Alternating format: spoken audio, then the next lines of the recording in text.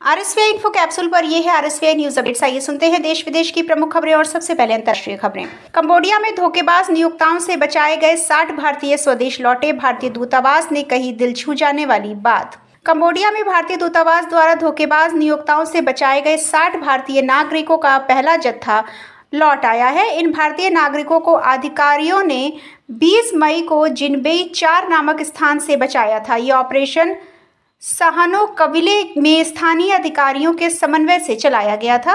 भारतीय दूतावास ने हाल ही में नौकरी की खातिर कंबोडिया जाने वाले लोगों के लिए भी परामर्श जारी किया है।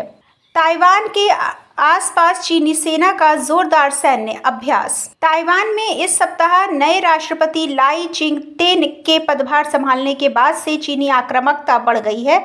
चीन ने ताइवान के आसपास भड़काऊ सैन्य अभ्यास किया। ताइवान के पश्चिमी, उत्तरी व दक्षिणी क्षेत्र की ओर चीन की थल सेना व नौसेना यूनिट ने जेट व मिसाइलों के साथ युद्ध अभ्यास किया। बढ़ रहा तनाव, यूक्रेन को हथियार देने पर रूस की चेतावनी। यूक्रेन ने ब्रिटेन को दिए हथियारों से रूसी धरती पर हमला किया तो रूस जवाब में ब्रिटेन पर हमला करेगा। ये बात रूस के विदेश मंत्रालय की प्रवक्ता मारिया जाखारोवा ने कही है। रूस की ये चेतावनी पश्चिमी देशों को यूक्रेन को लंबी दूरी के हथियार देने के खतरों से आगाह करने के बाद आई है।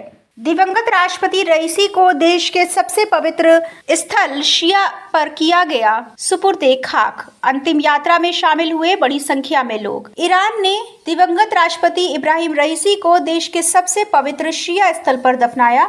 एक घातक हेलीकॉप्टर दुर्घटना में विदेश मंत्री और 6 अन्य लोगों के साथ उनकी मौत हो गई थी। उनकी अंतिम यात्रा में बड़ी संख्या में लोग शामिल हुए। आइए अब जुड़ते हैं देश के साथ और सुनते हैं राष्ट्रीय खबरें। भारतवंशी Jaya Badiga Sacramento county superior court में जज नियुक्त।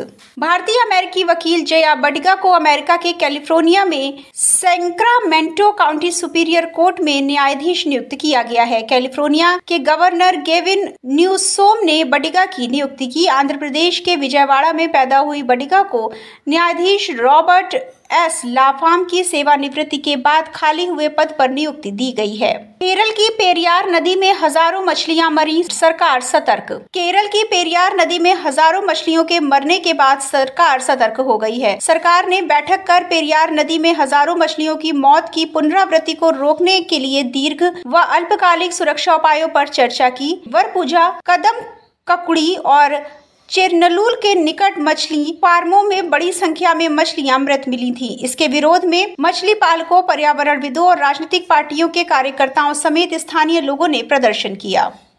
एवरेस्ट की चोटी फतेह करने वाली सबसे कम उम्र की भारतीय बनी काम्या। 12वीं कक्षा की काम्या कार्तिकेयन ने 16 वर्ष की उम्र में विश्व की सबसे ऊंची चोटी फतेह कर रिकॉर्ड बना दिया है। वो इतनी कम उम्र में ऐसा करने वाली पहली भारतीय और विश्व की दूसरी सबसे युवा लड़की बन गई हैं। काम्या के पिता नौसेना में कार्य करते हैं। अपने पिता नौसेना के कमांडर एस कार्तिकेयन के साथ उन्होंने 20 मई को एवरेस्ट की चोटी पर सफलतापूर्वक चढ़ाई पूरी की थी। आइए अब जुड़ते हैं खेलों के साथ और सुनते हैं खेल जगत से जुड़ी ताजा खबरों का हाल। आरसीबी के नाम दर्ज हुआ शर्मनाक रिकॉर्ड। आईपीएल 2024 के एलिमिनेटर मुकाबले में राजस्थान रॉयल्स का सामना रॉयल चैलेंजर्स बेंगलुरु के साथ अहमदाबाद में हुआ था। इस मैच में राजस्थान की टीम को 4 विकेट से जीत मिली थी। आरसीबी ने पहले बल्लेबाजी करते हुए 20 ओवर में 8 विकेट पर 172 रन बनाए। राजस्थान ने 6 विकेट खोकर मैच जीत लिया था। इस मैच में आरसीबी के नाम एक शर्मनाक रिकॉर्ड दर्ज हो गया। दरअसल आरसीबी एलिमिनेटर मैच में सबसे ज्यादा बार हारने वाली टीम बन गई है। ये थी अब तक की प्रमुख खबरें। अगली खबरों के साथ जल्द होगी मुलाकात। सुनते रहिए आरएसवीआई इन्फो कैप्सूल और रहिए इंफोटेनमेंट के सफर में हमारे साथ।